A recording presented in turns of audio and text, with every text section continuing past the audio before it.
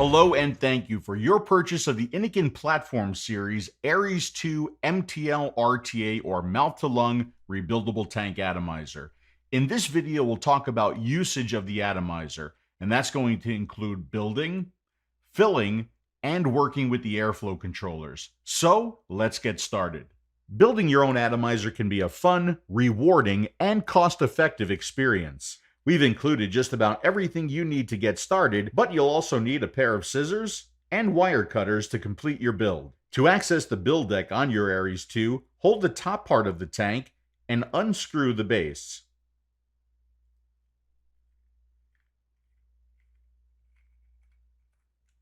The Aries 2 is designed to keep e-liquid in the tank while you're working on your build deck, so if you do have e-liquid in your tank, keep it upright, stand it on the mouthpiece, and move it aside. The Aries 2 deck is very similar to the original Aries deck, including the easy drop-in coil design and the liquid barriers designed to keep the cotton away from the bottom airflow. There are, however, two important changes to note. First of all, the threading for the belt now goes all the way around the deck.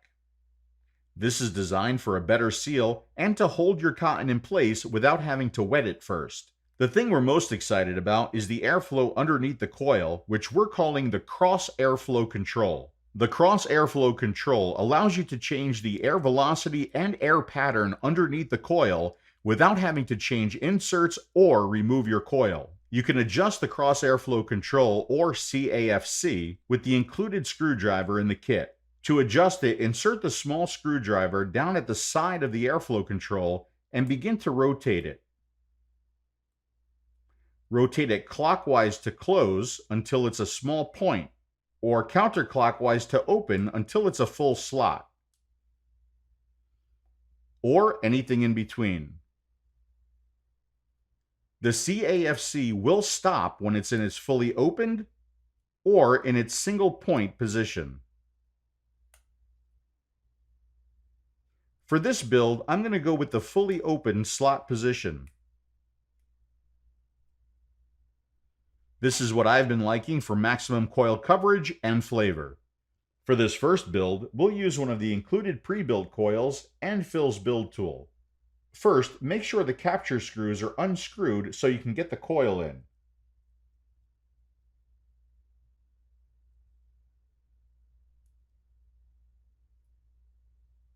Now, set the coil on the 3mm side of Phil's build tool. This will make it easier to install. Now, drop the coil into place. Hold your thumb over the coil, bend the lead down, and hold your finger over the lead. This will hold the lead in place and prevent it from kicking out as you tighten the screw. Now tighten your set screw.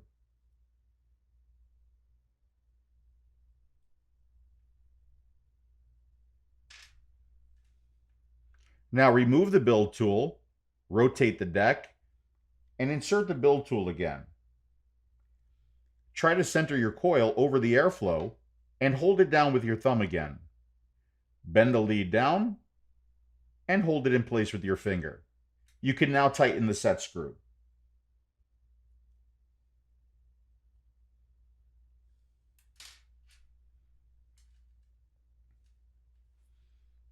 Once set, your coil may not be straight, but that's okay. You can adjust it with the build tool.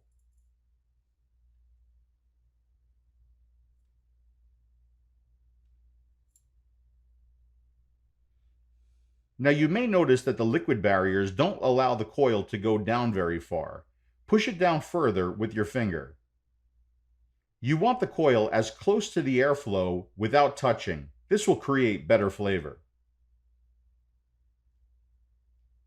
Now it's time to trim the leads. It's important to trim the leads as close to the deck as possible. If your lead is sticking out too far, it could potentially touch the bell when you reassemble the atomizer, which could cause a short.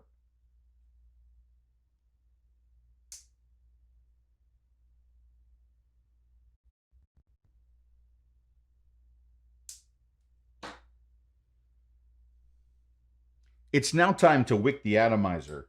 Cut a section of the cotton sheet.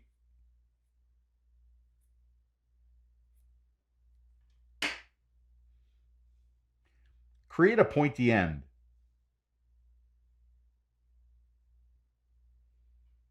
insert the pointy end into the coil and pull through. When I build, I like my cotton firm in the coil.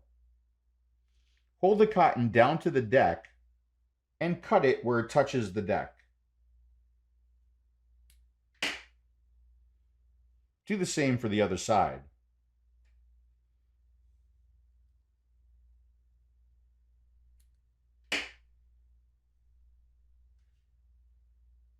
Before setting the cotton, I like to brush my cotton with a flathead screwdriver. This aligns the fibers and could improve wicking. You'll also notice some loose fibers are removed.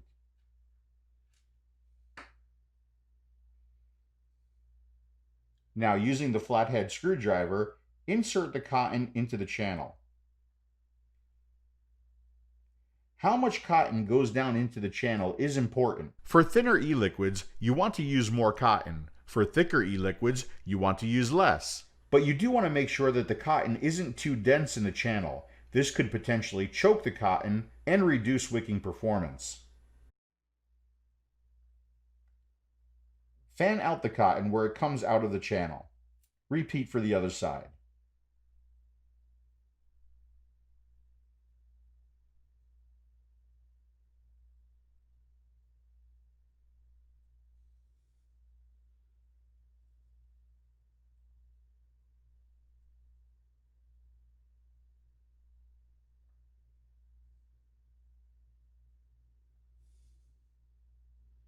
Be careful that there aren't any stray fibers on the O-ring. This could lead to leaking or a bad seal. At this point, it's a good idea to check the resistance of the atomizer. You can do this with a resistance checker or with a device. Let's use the resistance checker. You can see here it's 0.97 ohms. And the reason why we want to do this is to make sure that we don't get any shorts when we reassemble the atomizer. You can see here reassembled, we still have 0.97 ohms, so we know we don't have any shorts. Let's open the atomizer one more time to prime the coil before we fill it. To prime the coil, just put some e-liquid on the cotton until the cotton is wet.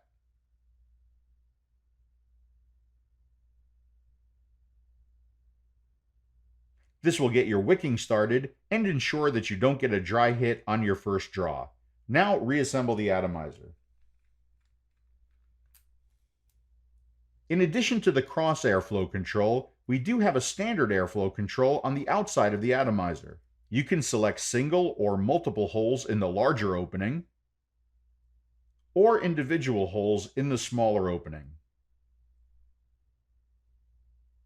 Adjust the atomizer to a draw tightness of your liking. Remember that the internal CAFC and the external AFC are designed to work together and complement one another. It may not make sense to have the internal CAFC completely closed while having the external AFC completely open, or vice versa. It's up to you to experiment with the two airflow controllers to find a combination that creates the perfect draw for you. The Aries 2 uses a sliding top cap for filling, but remember, with the child safety mouthpiece in place, it won't open. So to open the top cap, first remove the mouthpiece, and then slide to open. Again, if you don't like that feature, use the other included mouthpiece or a mouthpiece of your choice. With this mouthpiece in place, the top cap will open without having to remove it first. You can now fill your tank with e-liquid.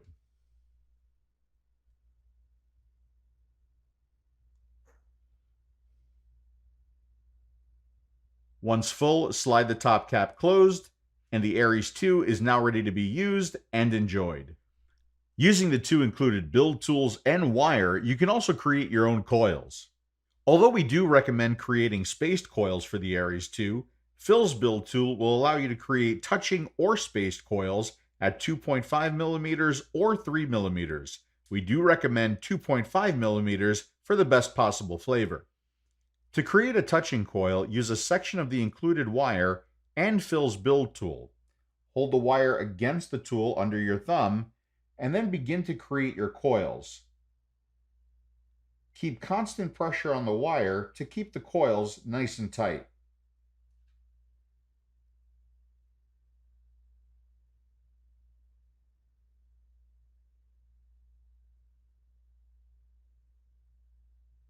You've now created a touching coil. If you want to space this coil, hold the base of the coil very firm and stretch it out. Now push it back together, and you have a spaced coil. Now remove wraps and straighten your leads, and set it in the atomizer as described previously in this video. Dimitri's build tool can also be used to create a spaced coil using either your right hand to wrap or your left. To use Dimitri's tool, take a section of your wire, hold it against the tool, and hold it firmly in place with your thumb. Now create the wraps following the grooves in the tool. Dimitri recommends 6 wraps. Apply firm pressure to the wire while wrapping to keep your coils nice and tight.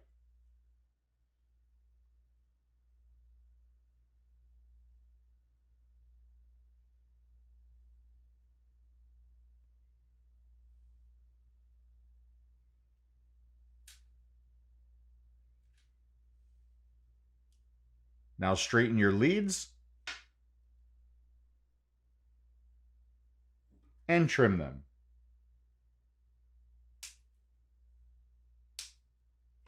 Once you have the coil set in the build deck, simply unscrew the tool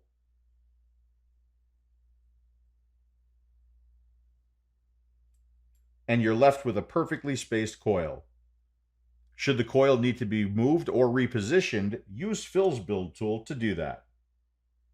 We hope you found this tutorial helpful and hope you enjoy using the Aries 2 atomizer as much as we do. Thank you for watching.